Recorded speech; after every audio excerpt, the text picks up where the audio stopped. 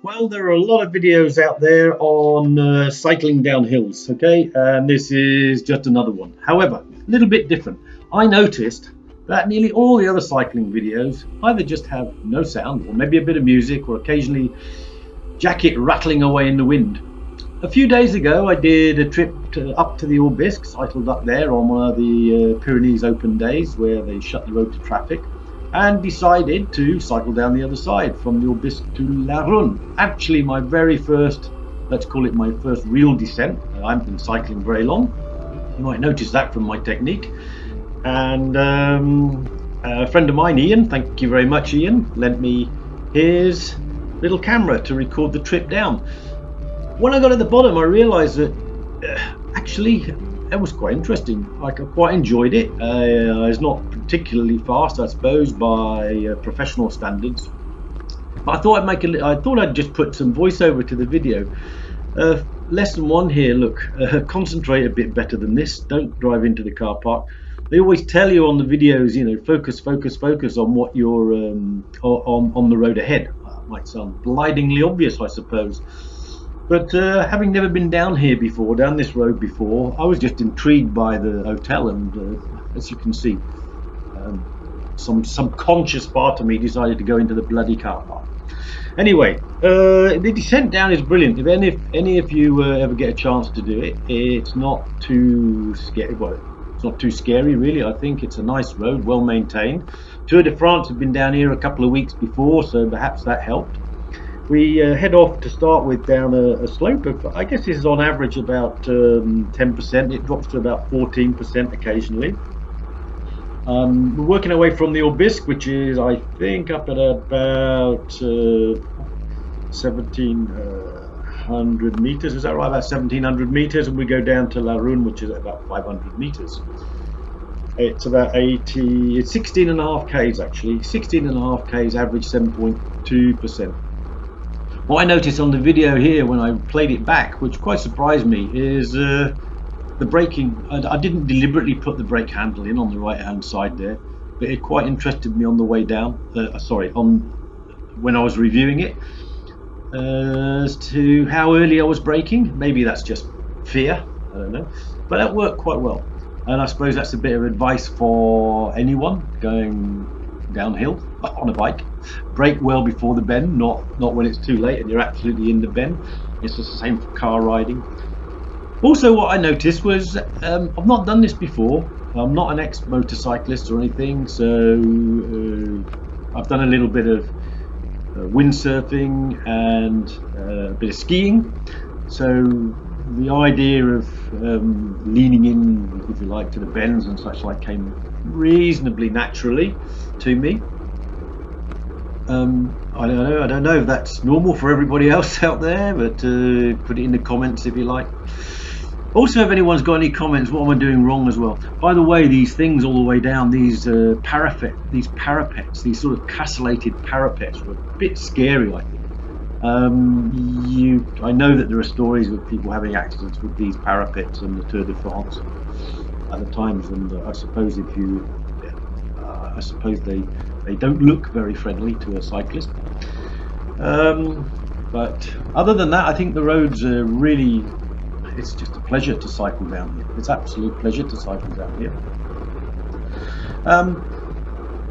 About a few kilometers down, as we can see, I think about 4.5 kilometers down, we come into the village of Gouret, which is a lovely little skiing village.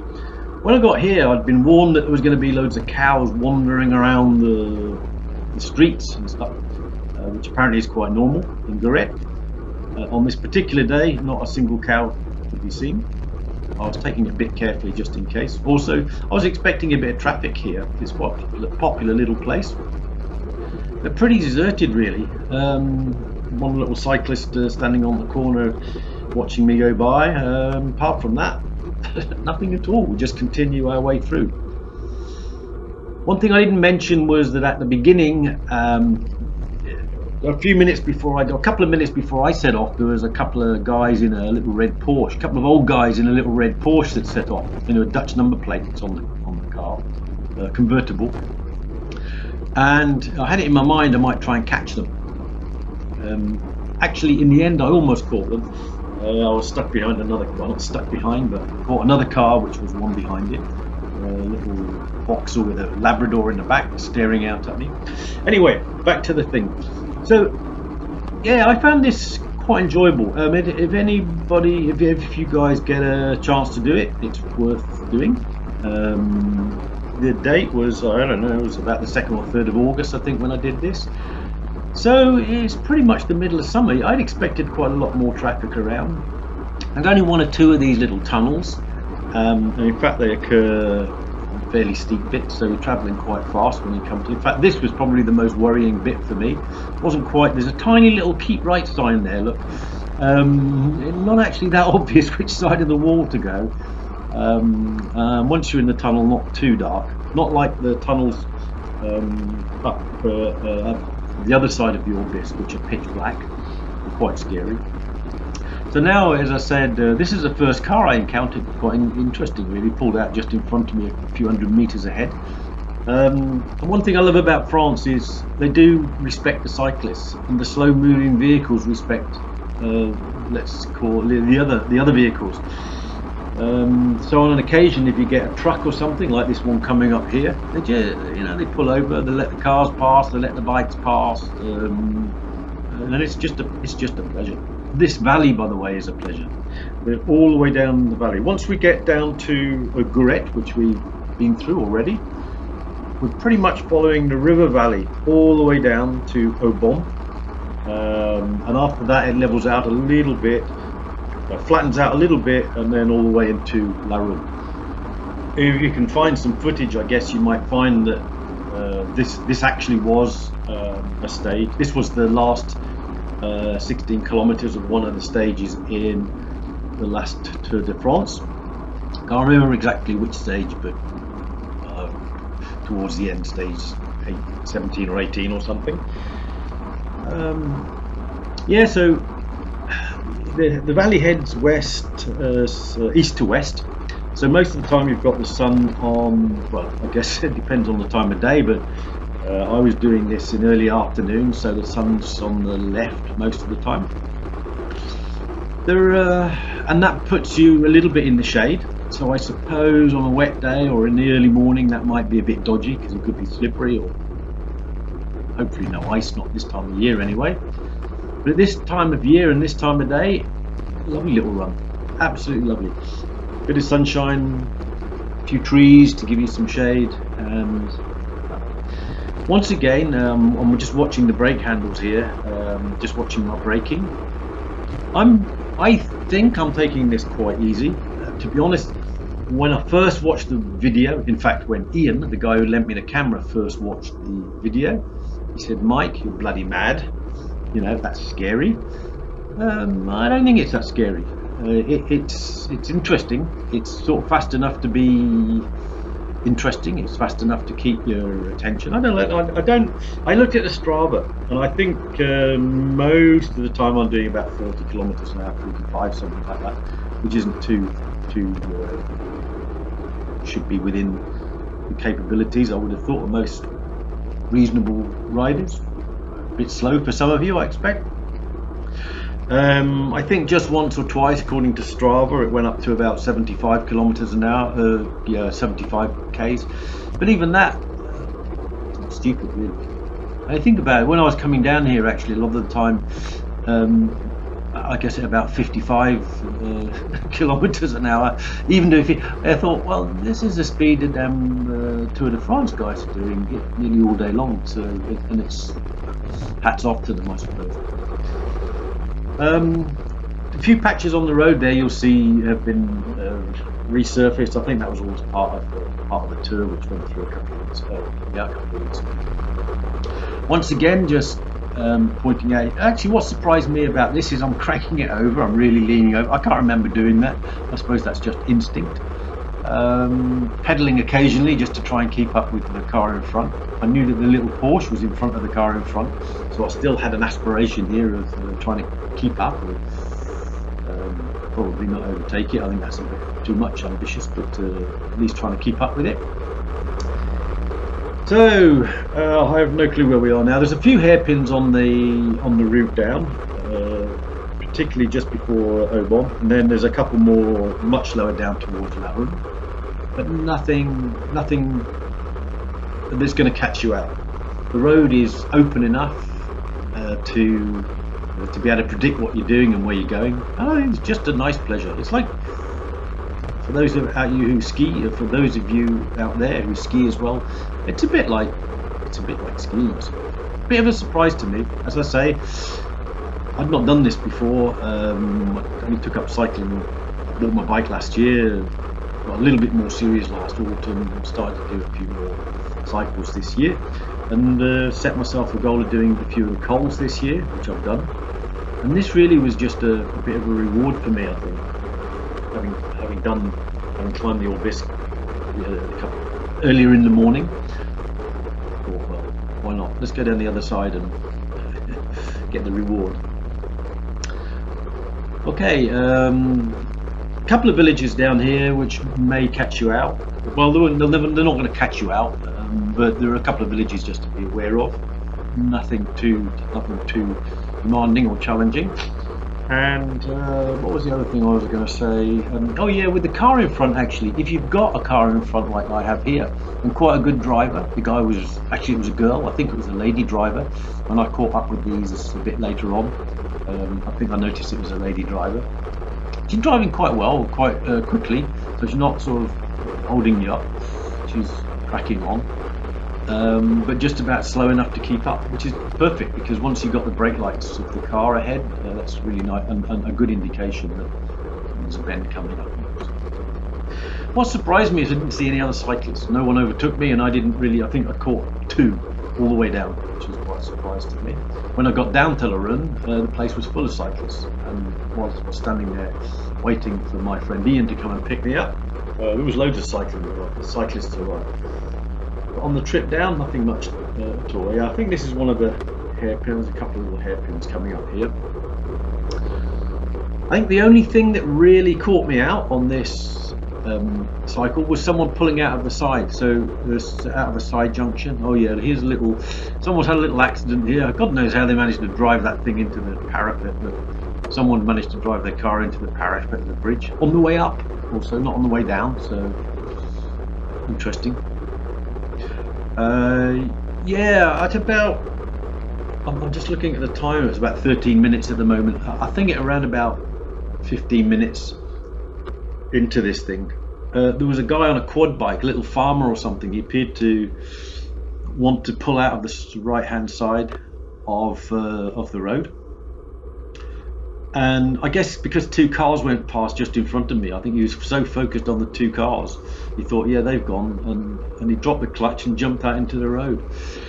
That was about the only little incident that caught me unawares. I mean, actually he saw me and slammed the anchors off.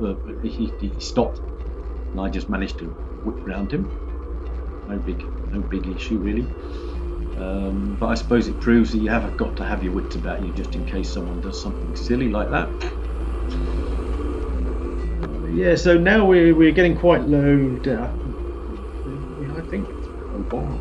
We must be coming into Aubisque quite soon. When we come into Aubisque, actually, I didn't know, having not done this before. It's quite interesting, because I thought what was there, I thought that was Laruns. Ian had told me before we set off, he said, when you get to Laruns, there's a night market square there, you can pull off and wait for me.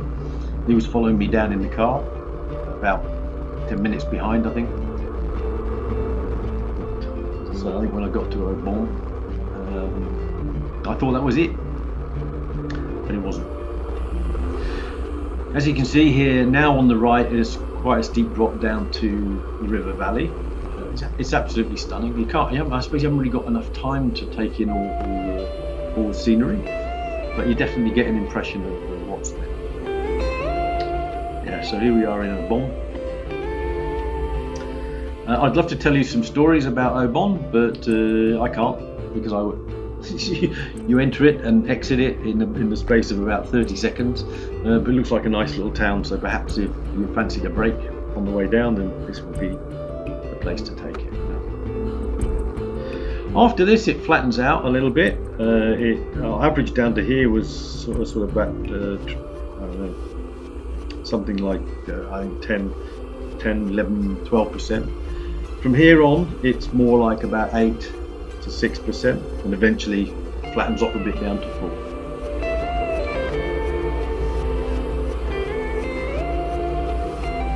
So here's the little Porsche, I think, catching the Porsche in a moment or two.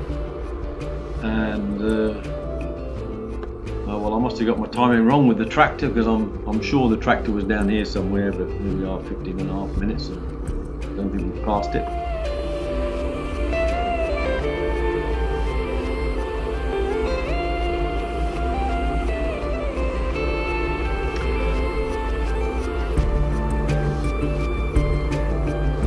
Anyway, so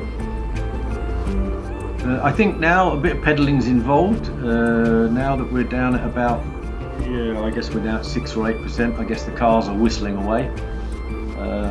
Struggling a bit to keep up with them, but trying hard.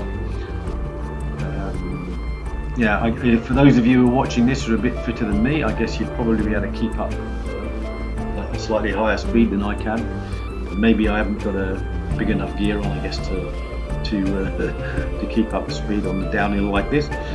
I pretty much was geared for going up the mountain, not for going down it. So, and because I'm a newbie at this, so I'm not got. Here he comes. Look, just stay there, stay there. Oh, stop. Yep, there you go.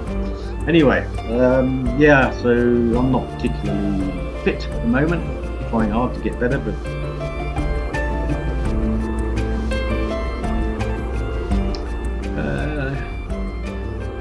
I guess from here on in down to Laruns, it's a gentle descent, quite a gentle descent, really. All I can say is, for those of you who might want to do this, it's definitely worthwhile. I see all sorts of videos on climbing and a few on the descents, but as I said, I think as I tried to say at the beginning, most of them seem to concentrate on just the video, the visual aspect of it. Maybe someone will put some crazy music with it. I might put a bit crazy music in a minute, actually, because I can't just keep talking. Probably 17.5 minutes. It's going to be finished, I would have thought. But I just thought it was worth talking a little bit about the descent, and maybe it'll inspire someone else to do something similar. Sort of a, I don't know, what might you call it? Michael Palin approach to cycling downhill. Yeah. Talking about anything and everything that you could think of on the way down, whilst trying to maintain a bit of interest and keep the viewers interested. Flattening out a bit here, as you can see, and I think I'm pedaling like mad now, but I've lost him. I don't think I ever see the cars again. That's it. All hope of catching the two Dutchmen in the Porsche has gone forever, I think. Yeah.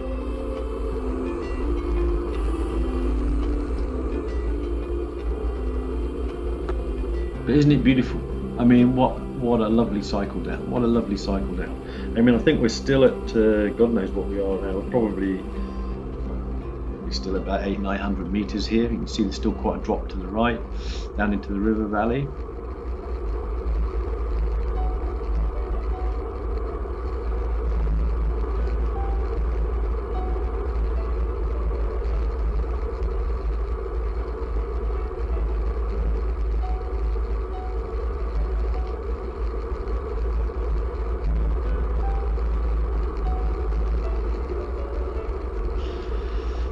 And here the only junction, well no, there was a little bit of a junction, wasn't there, at Aubisque. Here we come to the junction for Spain.